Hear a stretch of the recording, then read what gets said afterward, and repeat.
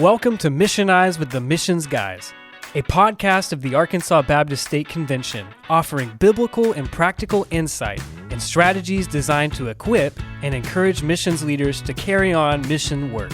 The goal is to fulfill the Great Commission from a church's local community to the ends of the earth. That is why we missionize. Now here are your hosts, the Missions Guys, Sam Roberts and Clint Ritchie.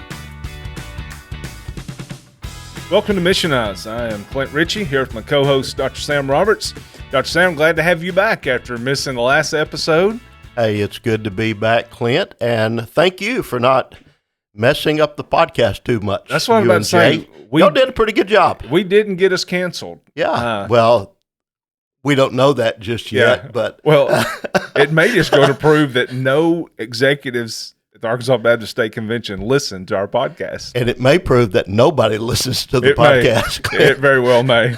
But hey, if you are one of our faithful or our one faithful listener, we've talked about cycles in the life of a church, seasons in a church, and we are at one of those changes in season, the end of the summer with the passing of Labor Day. Now churches began to look at fall events. And so I encourage you to go back about a year and look at the episode we did last year on fall outreach events and how you can use the normal fall events in your church to be very missional and with an outreach focus there.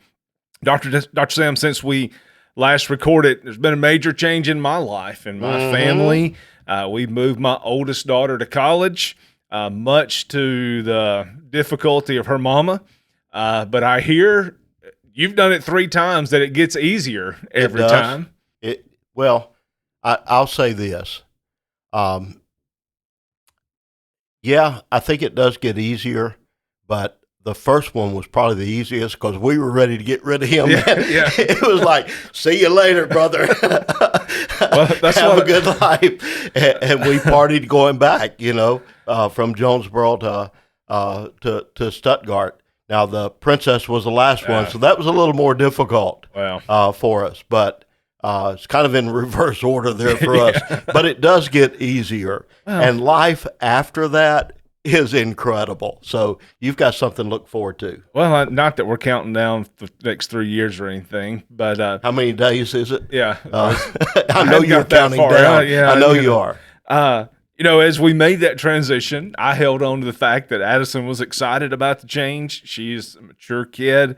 I had threatened her greatly, all those things. But what really helped me in the transition is how I hear the work of the Lord, or how I hear the Lord is working on college campuses among Generation Z. Yeah, it's incredible, isn't it, Clint? It is. This generation, some 70 million, and we are just seeing an incredible movement, blessing of God among that generation.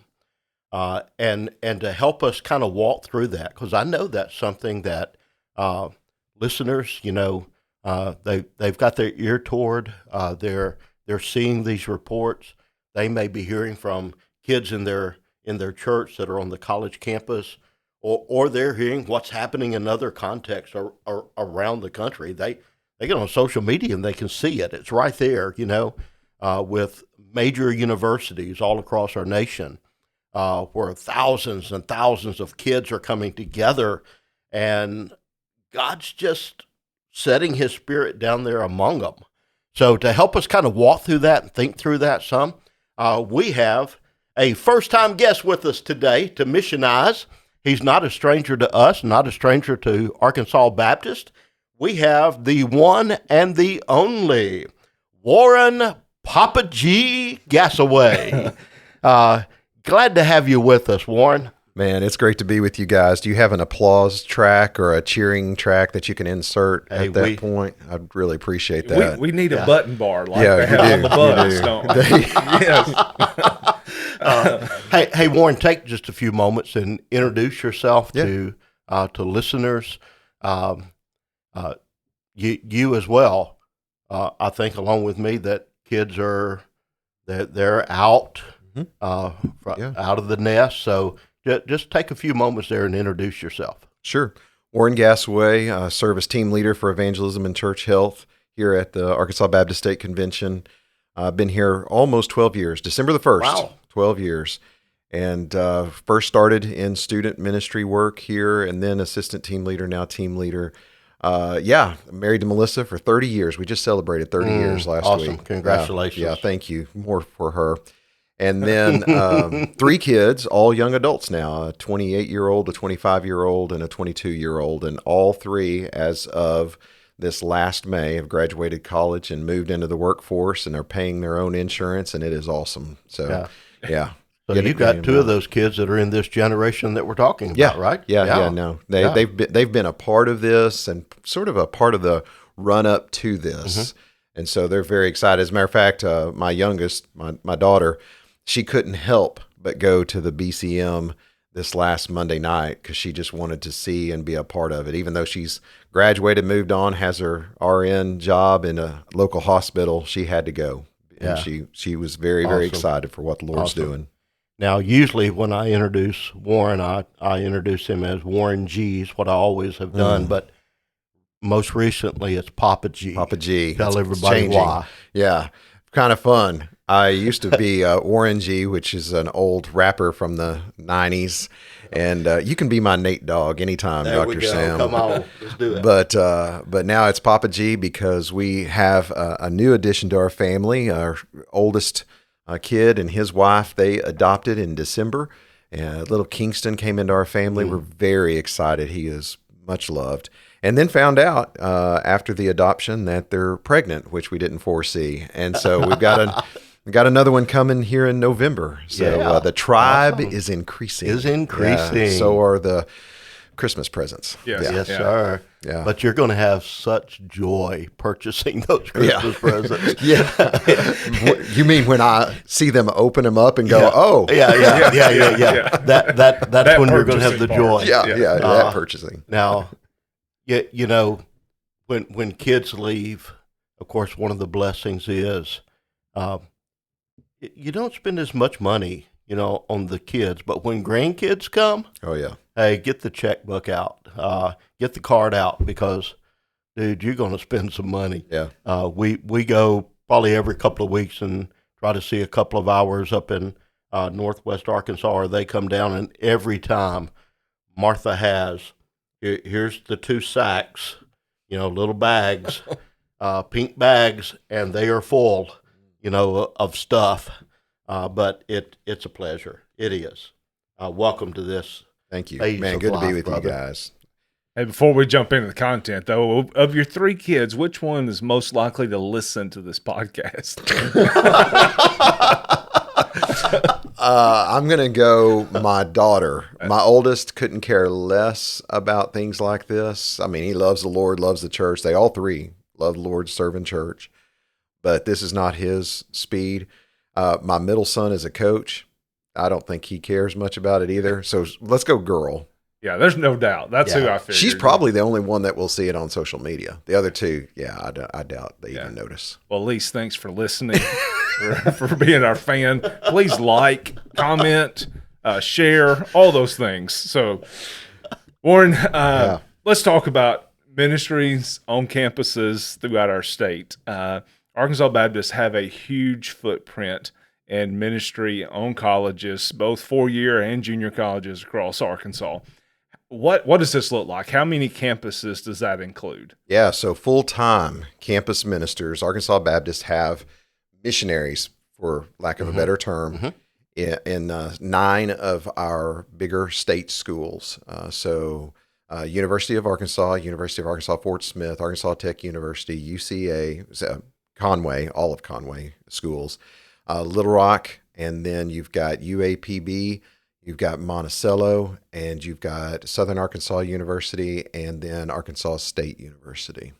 Yeah, wow. And that's just counting the full-time campus ministers. Then we have several volunteer type folks who work in some of our smaller schools, and man, when you start numbering those, that's going to be up there a little bit. Huge. So, yeah, people who just love on college students. Yeah. Well, one thing we really love, Warren, is getting the reports from you quite often here at the beginning of semester of just what's happening on those campuses across the state. through BCM, and also through other churches that have an impact there upon the college campus. Now, we don't have time to look at each one of those individually, and I think here in a couple of weeks we're following this this podcast up with conversation with a couple of those BCM guys to look a little more specifically and kind of get them to speak into what they see happening, especially on their campus, but across the state as well. But no doubt, we're hearing just God stories, come out of our campuses. What are some of those highlights that you can give us of what's been happening on college campuses in Arkansas at the beginning of this fall semester? Yeah, really difficult not to talk on this for quite a while, so you guys are going to have to cut me off. But all of our folks are very excited because they are seeing the attendances, let's start there, that are just very, very strong. A matter of fact, in some cases, record attendances. We know up at Arkansas State, for example, they had 150 or so for their first back-to-campus service, and that's more than they've seen in 10 years. Wow. So that's a big group that's gone there. We've got, UCA, or Conway, sorry, all of Conway campuses are represented there. They had 415 at their first service. And so you've just got really strong attendance. Fort Smith is having some of their biggest attendances that they've ever had, just across the board. I can't pick on everybody here, but they're all seeing strong attendance. Now, with that comes a lot of gospel sharing, because we're Arkansas Baptists. We love to share the gospel, and our campus ministers, I'm going to make the contention, are some of the best evangelists that we have. And they are. And so they share the gospel, and they've seen several salvations. Think about Pine Bluff. Okay, our guy Matthew Hall down there, he is having to follow up with 20 or so slips of paper of indications of, hey, I want to know more of what it means to follow Jesus. Yeah. And that's a big deal. That's so incredible. That's huge, man. I could go on and on about these stories. And then, talking about campus ministries, I also want to mention our local churches as well, because that's what we do, is we are the point of the spear, being a missionary on campus. We funnel them in, get them to where we kind of know who those students are, and then we're able to share and help with our collegiate engaged churches. And we're seeing a lot of good things. Church up in Northwest Arkansas, Cross Church, had an on-campus outreach event. 3,400 students showed up, 70 or so salvations. What was interesting, of course, all of that's a massive celebration. Interesting in that is that well over 700 of those students actually filled out the information for local church follow-up. They want to be connected to a local church, and that's massive. That's massive. Last night in Jonesboro, 600 students showing up at Central Baptist Church. And you've got all these college students who are looking in Russellville. Chris Russell, Second Baptist Russellville, seeing a lot of great things happen. So the Lord's just on the move. Mentioned Chris Russell. He told me about the whole Arkansas Tech football team coming to service. Yeah, and players responding at the invitation, and the head football coach weeping at the sight of that. That's awesome. And then commenting later about this, the best thing I've ever seen. Isn't that great? So it's just amazing. And then you've got some significant things that maybe aren't attached so much to numbers, but for the first time, I think, we actually started a campus ministry at South Ark Community College in El Dorado, where I spent 4 years in ministry. Commuter type school, never really had that presence, an established presence on campus.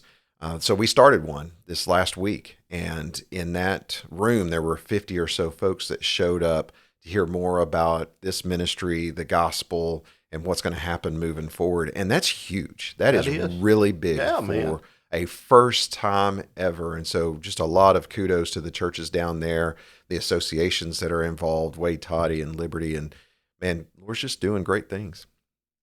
Yeah, you mentioned Matthew Hall, the Matthew Hall at Pine Bluff. He posted Every time you say Matthew Hall, it brings a smile to everybody's face. Yes, yes, it does. Yeah. And maybe a head shake too.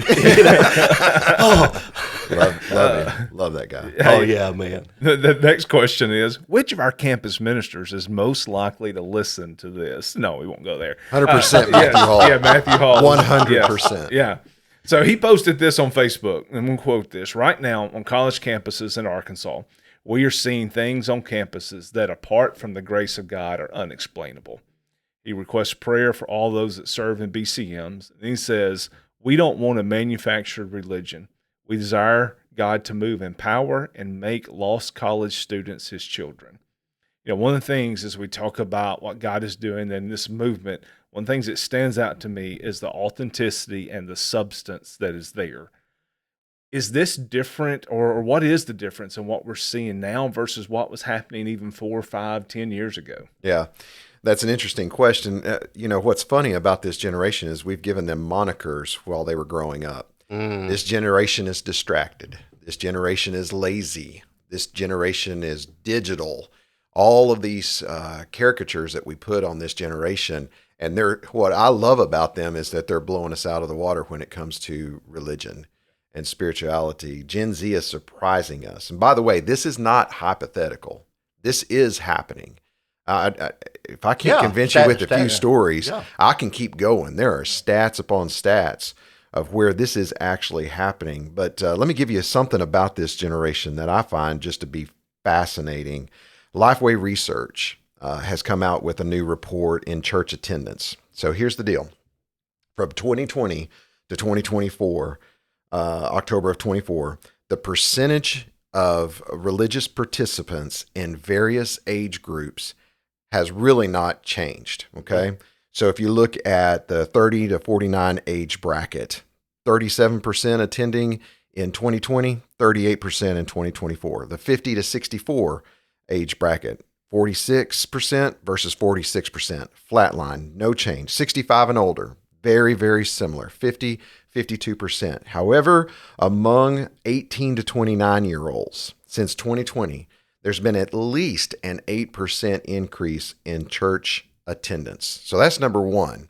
They are actually attending church, looking for church-type community. And then here's the other thing, Clint, in answer to your question.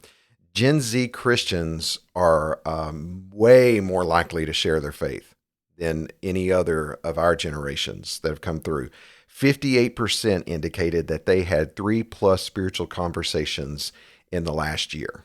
Okay, that's over half of Gen Z Christians have shared their faith. Do you know what the stats are for most normal church attendance? It's like 2% have shared their faith. So they are very spiritually courageous, which goes against all the monikers that we gave them as they were growing up. Just another thing that you might find interesting, Bible sales in 2019, 9.7 million. Okay, so we can look to the marketplace to help us understand this. In 2024, that figure has gone up to 14 million. So Bibles are being sold. Conversations are happening. Seeking out of churches. A very bold witness from Jesus followers. Okay, and it's not just national; it's actually global. Yeah, exactly. The UK, which most people have counted dead. Yeah. Okay, church gone cold. The Quiet Revival is a report that the American Bible Society issued just here in the last just a little bit. In England, 18 to 24-year-olds attending church has quadrupled. It was dead, flatline, 3%. Now it's 16%. Okay, in Wales, church attendance has gone from 8 to 12% among that age group. But now listen to this, and this is where secular media has picked up on this. Young men in that country has gone from 4% church attendance. So if you have 100 people in a room, 4 of those guys maybe going to church, to now 21%, 21 folks. Now that's a clear indication of movement and revival. And so their faith is trending up, and we can talk a lot if you want about why that may be, but it's really exciting to see what the Lord's doing. Well, that's the next question we have. Oh, great. And that is simply this. And before I ask this question, let me just make this statement. I've got it in my notes for a little later on, but Carrie Newhoff is somebody that each of us listen to, and Carrie has a great 5-part series right now. Most recent that he's completed. It's a 5-part series on Gen Z and revival and this awakening and outpouring of the Spirit. One of those episodes was indeed with 3 of the guys in England, in London. Yeah, it's great. One a college campus guy, a couple of pastors, just talking about that and what's happening in New Zealand and Wales and other places where young guys are just showing up. And I think the reason that Carrie kind of jumped on this is that it's either at the end of last year or beginning of this year, Carrie came out with his trends. We talked about this, and we used that in Rayner's trends on one of the podcast episodes I think at the very beginning of the year, this year. One of the things that Carrie said in that, hey, here's some trends, for the coming year, was Gen Z is in revival and retreat at the same time. And he talked about this kind of movements going on colleges, but then he said the stats that we have at this point show that Gen Z are going away from the church. Yep. Well, he retracted that when all of this that you're talking about has come out, and said, "Hey, we've got to kind of put our finger on this. We got to follow this. We've got to figure out what's going on, because what I said then is not right. Yes, there's revival, but Gen Z is not retreating. They're flooding the church. Yeah. And in many places, these single young guys are showing up in church with no church background whatsoever. I mean, they're responding to a dream, that they had. And the response was, I need to go to a church and find out what repentance is, those sort of things. Yeah. So it's amazing, what's happening. So with that whole landscape, and I know that you follow this, Warren, you've been a student minister. You've been involved now with collegiate ministry in this role, with the combining of the teams. In your opinion, and I know that we can't just put our finger on it and say, hey, it's happening because of this and this. How do you define, a movement of God apart from the sovereignty of God, that right. God just chooses to do this? But in your mind, what might be some of those factors that has contributed to this movement among this generation especially? Yeah, I think a couple of things obviously are contributing to it. Number one, in response to, the retreat and the revival sort of contrast there, what I find interesting is that darkness does exist and it's all around us. Mm-hmm. Yeah, there is a great darkness still. We are spiritually bankrupt, okay? But in a way that is actually helping us, because when the dark is darkest, the light is brightest. Mm. Darkness contrasted against light, the light really shines. And so I think there is an awakening that's happening where Gen Z especially is taking a look around at the bankruptcy of morality. They're taking a look at secular humanism, which has driven a lot of who we are in America over the last couple of decades, and they're saying it doesn't work. Matter of fact, it leaves us wanting. It's not satisfying. We're taking a look at secular humanism, I think Gen Z is saying, and going, man, it is empty at the end of the day. And I think that's leading to some things like the mental health crisis that we hear a lot about, and the loneliness that we hear a lot about. And at the end of the day, we crave relationships and we crave significance. That is the core questions of who we are. And so a lot of Gen Z are going, well, secular humanism doesn't answer it. The society doesn't answer it. So maybe the church does answer this. Mm-hmm. Let's actually try. And so they're kind of gravitating that way. There's a lot of artificial that's out there in the world today. We can go artificial intelligence to artificial. And by the way, I'm not talking about you, Clint, when I say that. Appreciate that. We're talking about the technology. Clint is actually a robot. Yeah. Designed by Elon Musk. But in the midst There's no intelligence here at all. in the midst of looking at all the artificial that's out there, they sense an authentic kind of love in the church. When we do church right, and when we follow Jesus closely, there's an authenticity that is attractive because there is a steadfast love that emanates from the heart of God. And if we are close to that, not just doing church and putting on the faces and trying to hit some sort of morality threshold, when we're really searching authentic love, Gen Z is very much attracted to that because of the emptiness and the artificial that they see so many other places. So, something's got to be real in their lives. Yeah. And we're saying there is a living God, and you need to know him. Yeah. Responding to that. Yeah. One thing that I heard recently, I think is Luke Lefevre.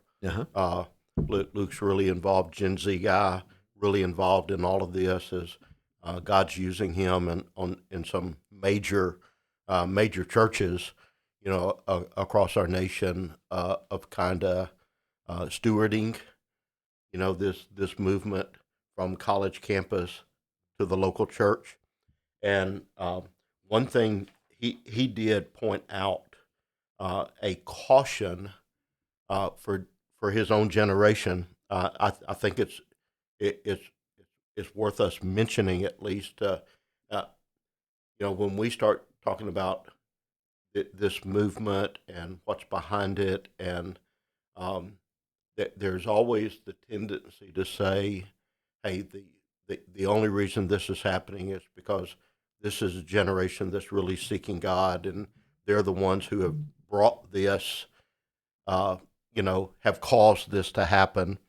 And one from that generation has kind of said, "Hey guys, let's kind of pump the brakes just a little bit on that to make sure we remember that behind that there's a body of believers that have been praying for generations, for God to move, yes, and we're seeing fruit of." So just as an encouragement to those folks who may be listening, that, man, you've been praying for a long time for some movement of God, among this generation. Prayers are being answered. Sure, the prayer Keep praying. movements.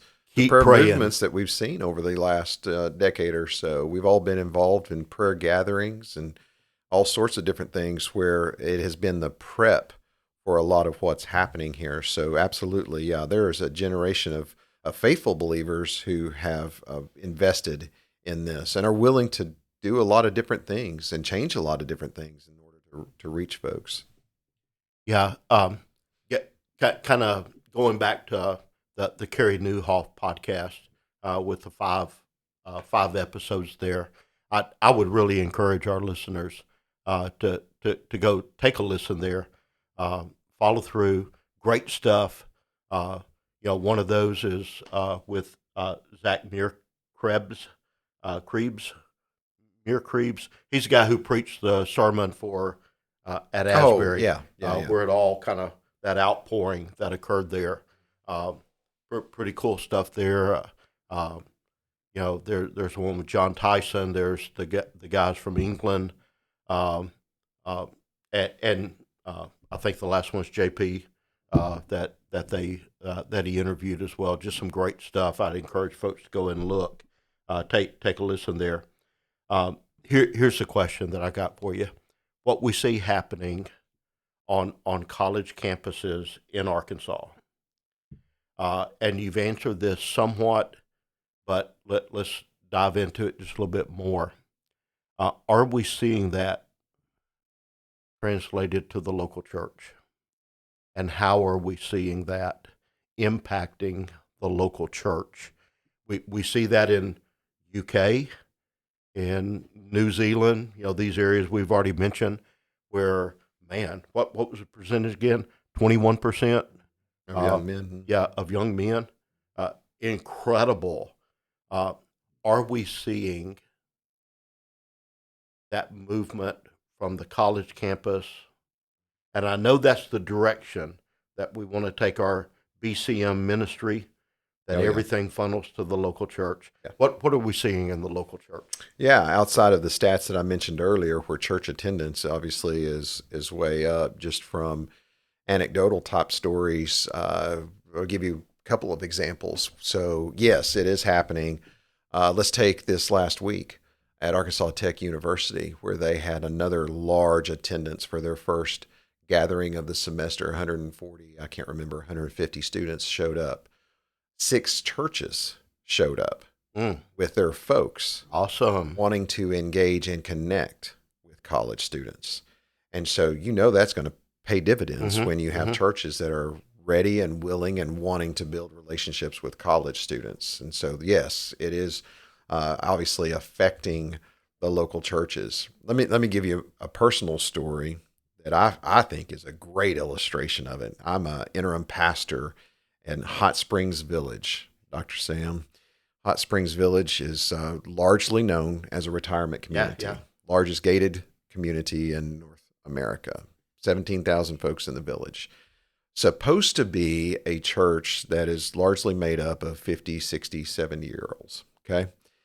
What is happening in revival among these students is spilling out into the churches.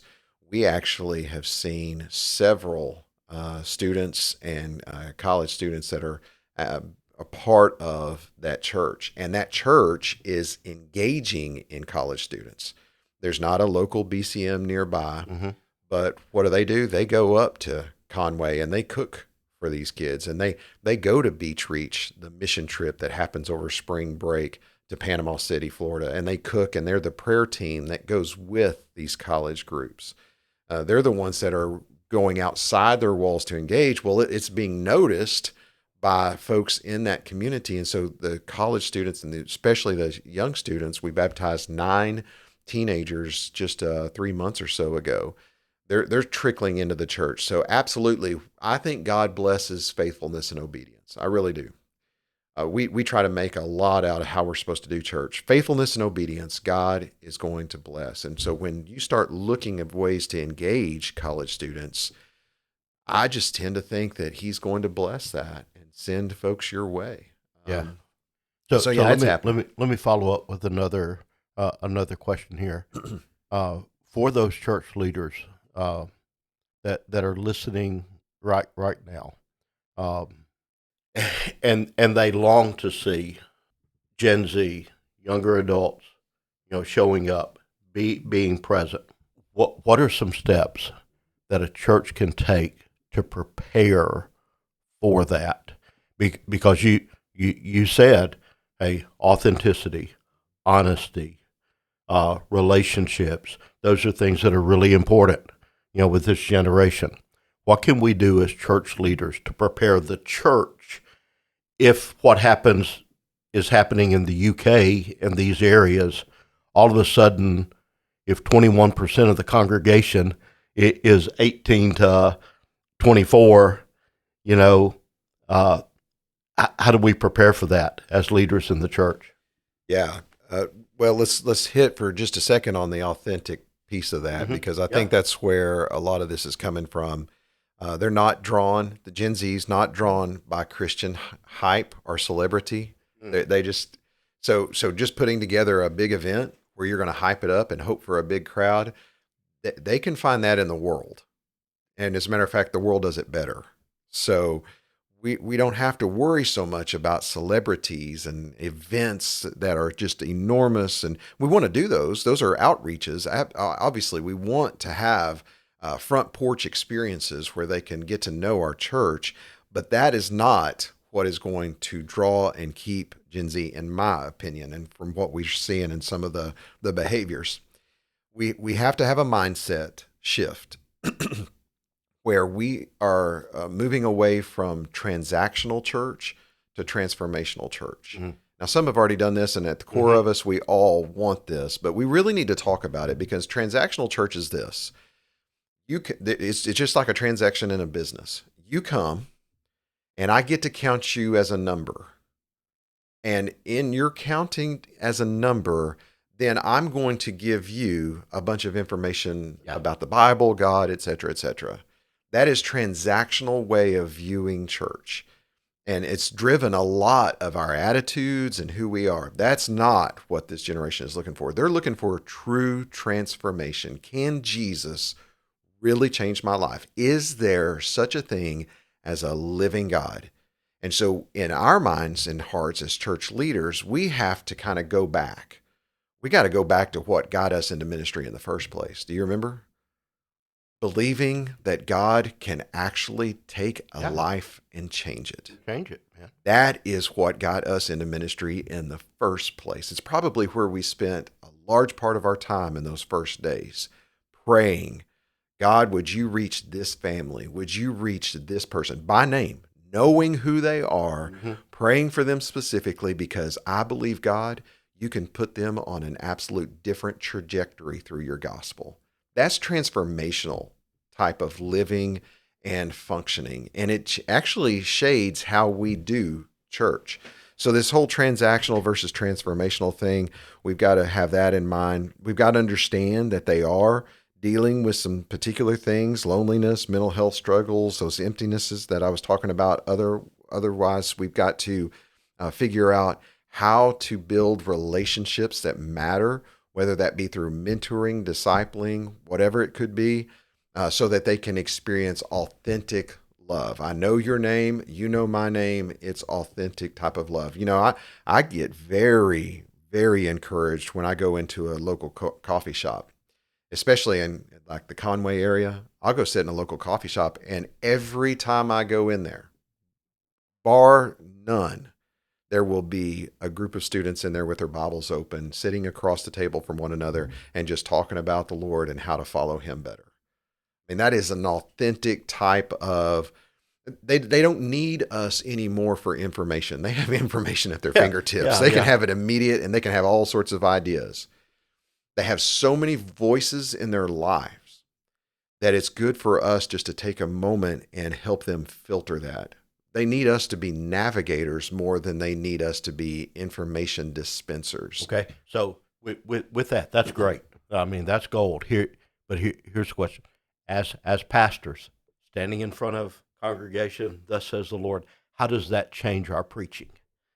How does that change the proclamation? I don't know that it changes our preaching, because preaching is, if it's my opinion, right and good preaching, it's always of course going to be biblical, and that's not an opinion, that's a fact. But it's always going to also be relational. I know you guys are like me when you're standing in front of it. How is this going to land? How does this work? I am not just giving a lesson or a study. I am proclaiming truth, hoping and praying that the Spirit of God takes that truth, penetrates a heart, and actually brings about transformation. To me, that's good preaching. Yeah. Otherwise, it's just a lesson. And so I think it doesn't really change a lot of the proclamation, other than we begin to understand how to take truth and love and marry those together. Okay? Because some of us tend a little bit more towards the truth side, our personality, our background, etc. And so we can be a little bit harsh, those kinds of things. Some of us tend a little bit more towards the love side, and we can be a little bit more emotive, and we can be a little bit more on the positive realm of things, okay? What really, really is to benefit for us is when we take some time and think through truth and love together, and how those combined can influence this particular generation, because they do want truth. There's so many voices, but they also want love at the same time, because that's where the authenticity comes from. So I think it's a marriage of the two. I think one thing, especially with Asbury, that we've noticed, if you, and this was the same back in the 70s as it is the most recent, is that the polished stuff, it wasn't polished. Yeah. I mean, it wasn't.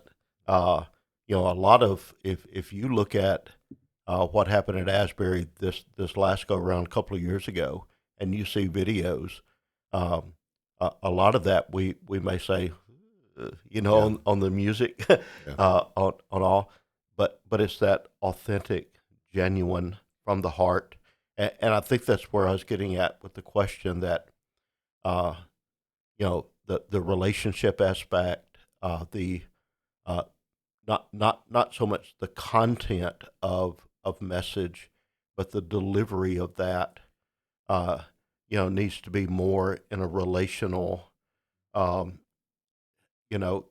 we don't have to be super polished, to speak truth into this particular generation.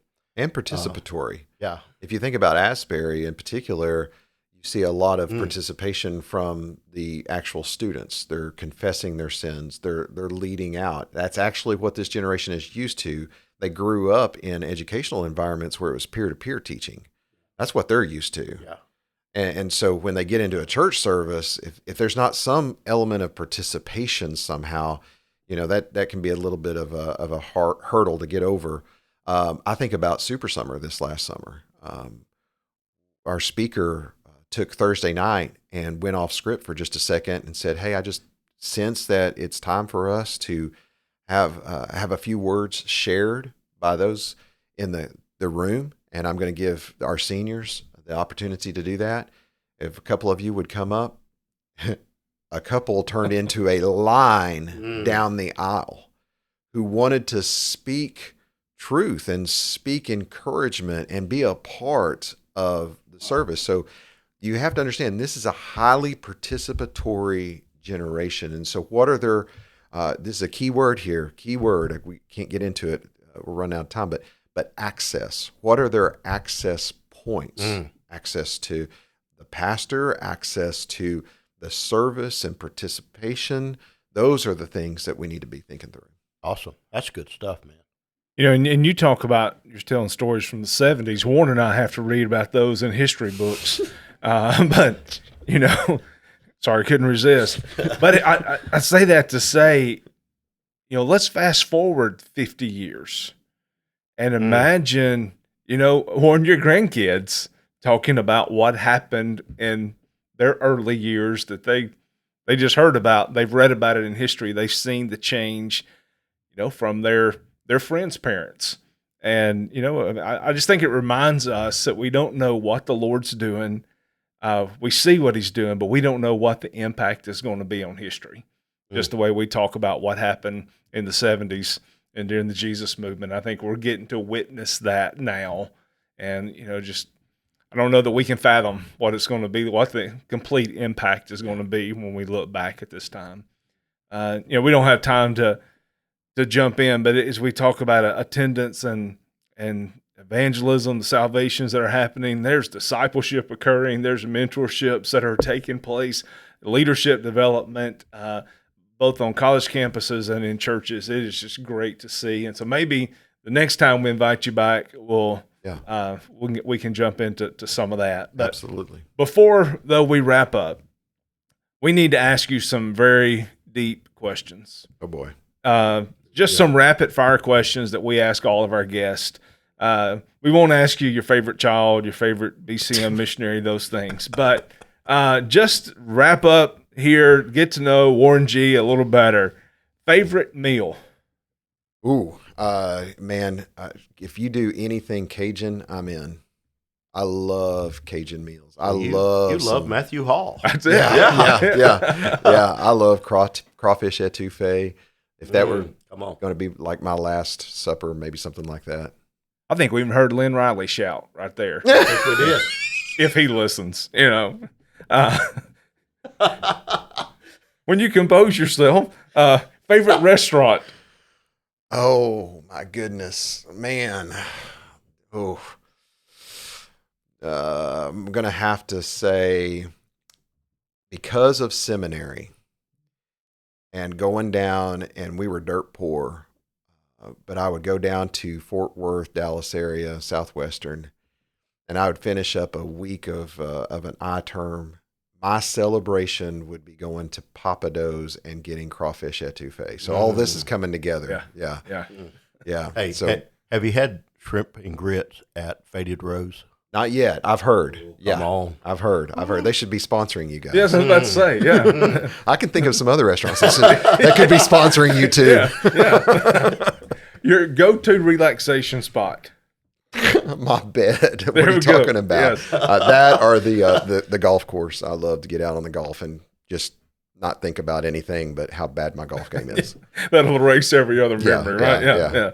Besides the Bible, what's your favorite book? Oh, man. Growing up, I would lay in my grandparents' bed and read Louis L'Amour books. So that tells you a little bit of how old and how sheltered I was growing up. But probably like Spiritual Leadership by Henry Blackaby. That was a very, very transforming book for me. Yeah. Great question. Favorite podcast? Oh, Mission Eyes with, what's this called? You notice he didn't say lead and defend. No, he said, did not. He said missionized. It's on record. Yes. Nor did he say Sorry, Arkansas Bill. Baptist women. Yeah. not that one. Yeah. Sorry, That's a- ladies. Yes. Yeah. Big women's podcast. Yes. Favorite genre of music? Man, our kids, I drive them nuts because when we traveled, I'm so eclectic in my music. I literally am all over the map except for opera. I won't listen to opera. Everything else is on my playlist. So that's a difficult one. But my dad was in a country western band, so a genre called Western Swing. Yeah, Means man. a lot to me. And Yeah. not Stuff. a lot of people know Good about stuff. it. Good It's stuff. good stuff. Yeah. First concert you attended? This ought to be good with Well, your dad. that's my dad. Yeah. That's going to be Bob Wills, Texas Playboys, old school country stuff. Favorite place to visit? National parks, we're big on those. Anything that's outdoors, hiking, just out and about, stuff like that. We had a great trip one day to Maine, and that was really nice. But yeah, just anything national parks. These are hard, man. Last one. This is actually last one. should have Last one. actually looked at this stuff before Yes. I came in here. Yeah. You showed up with 3 pages of notes, but didn't answer these questions. Favorite sport? I love all of them, man. I'll go football just because it's football season. It's time. football season. It's time. We're going all the way, fellas. Come on. That's- Let's yeah. do All it. the way. Undefeated. National championship. Undefeated national championship. It's happening for us. Yeah. And I'm talking about the Razorbacks. That's what I say. We and us. Let's just be clear here. So, Which school do you root for? Yeah. yeah. All right. Well, Warren, thanks for joining us today. Been some great content, and appreciate your leadership in this area among our state. And we've laughed a lot and always do that together. But what God is doing is far from laughable. Matter of fact, it leaves us in awe. That's right. Just to see how He's working, and appreciate your leadership there. Man. Hey, thank you guys for listening. Just want to end as a reminder to you that the registration is open for our one-day mission trip, October the 4th in Jonesboro. So I encourage you to check out absc.org/one-day for information there and to learn how to register. Look forward to seeing you in Jonesboro, and look forward to being back with you in a couple of weeks as we continue this conversation of what God is doing, how He's moving among Gen Z. Thanks for joining the Missions Guys today. If you liked what you heard, rate and review us on your favorite podcasting platform. And to keep up with what is happening in Arkansas Missions, visit absc.org/missions.